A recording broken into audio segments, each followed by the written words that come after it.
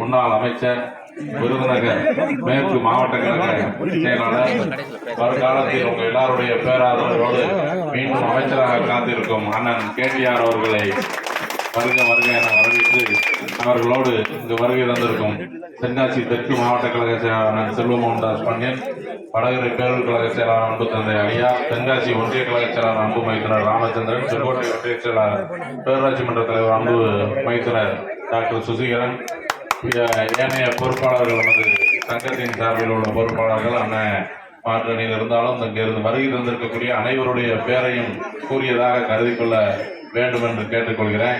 இந்த வடகர பேரூராட்சியில இந்த வாவாநகரம் பகுதி எப்பொழுதும் நம்ம சொல்றதுக்குள்ள எல்லா பகுதியும் நிறைவா இருந்தாலும் வடகரையில எனக்கு ஒரு பகுதியில ஓட்டு கம்மியா இருந்தாலும் அதை அப்படியே தூக்கி விட்டு என்னை இந்த வடகர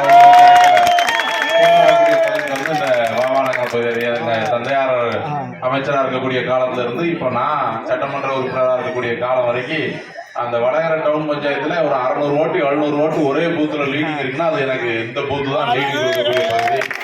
அதுக்கு என்னைக்கும் நன்றி கடனாக இருப்பேன் என்று கூறிக்கொள்கிறேன். அதுக்கு நாம அண்ணன் மாமா சொல்லையில சொன்னாப்புல இணையத்துள்ள மாமா நம்ம சமுதாயத்தை பத்தி, நம்ம விஸ்வகர்மா சமுதாயம் இல்லாத எந்த குடும்பமுமே இருக்காது. நீங்க பாத்தீங்கன்னா அவங்க வீட்டுல சாமியில விஸ்வகர்மா சமுதாயம் இருக்கும், அணிந்த அணிகலன்ல இருக்கும்.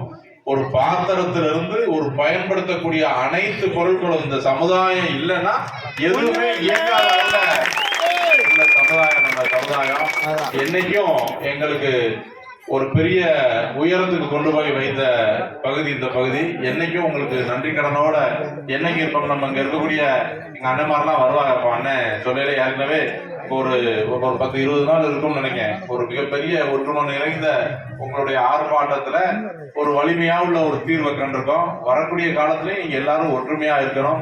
அது மாதிரி அண்ணன் வரையில கேட்டாப்ல எப்ப 18 அடி 20 அடியில அருவா செய்தாங்கன்னு சொல்லுதாங்களப்பான்னு சொல்லி எங்க அண்ணன் கேட்டியார் அண்ணன் கேட்டாரு. அதான் சொன்னேன், அண்ணன் அவனுக்கு இடம் கொடுத்தா 200 அடியில கூட அருவா செய்யக்கூடிய பொருளும் இடமும் வேணும். 1000 வருஷத்துக்கு லட்சம் அருவா நமக்கு அடுத்து இந்த பகுதியில இருந்து தமிழ்நாடு பூரா போகுது. ஆனா அந்த காரியங்களை எல்லாத்தையும் நல்ல காரியத்துக்கு பயன்படுத்தக்கூடியது. நமக்கு ஐயப்பன் கோயில் சீசன் வரையில ஒரு வீட்டுல தேங்காய் உடைக்கிறதுக்கு, ஒரு விறகு வெட்டதுக்கு, வீட்டுல உள்ள தேவைகளுக்கு செய்யக்கூடிய அருவாலும் கோயில் காரியங்களுக்கு செய்யக்கூடியதுதான் அங்க செய்யறாங்க.